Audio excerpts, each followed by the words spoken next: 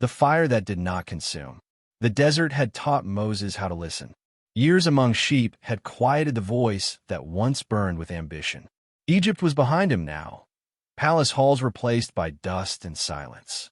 On the slopes of Mount Horeb, Moses guided his flock without expectation, content to remain unseen. Then he saw it. A bush burned ahead of him, flames alive and bright. Yet the branches did not turn to ash. Fire without destruction, power without ruin. Moses stopped. Curiosity drew him closer, step by careful step.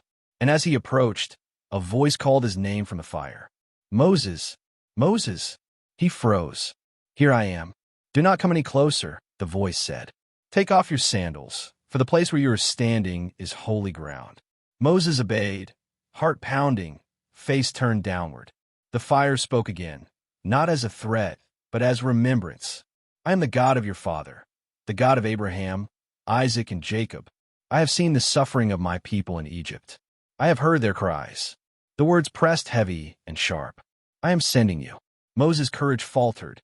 He protested, his past, his weakness, his voice that no longer felt strong enough. But the fire did not fade.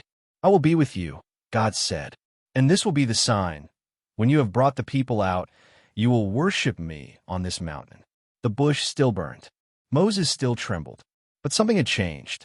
God did not appear in a palace or storm, but in a fire that burned without consuming.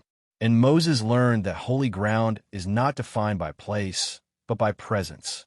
Commentary note: the burning bush reveals a God who calls ordinary people from ordinary places.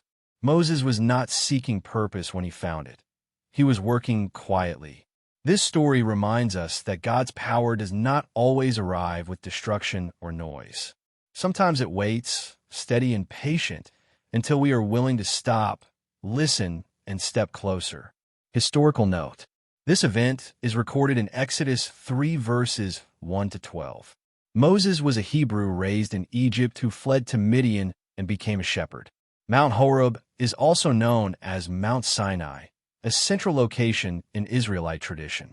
The burning bush, God's self-identification, and the commissioning of Moses to lead Israel out of Egypt are all biblical events.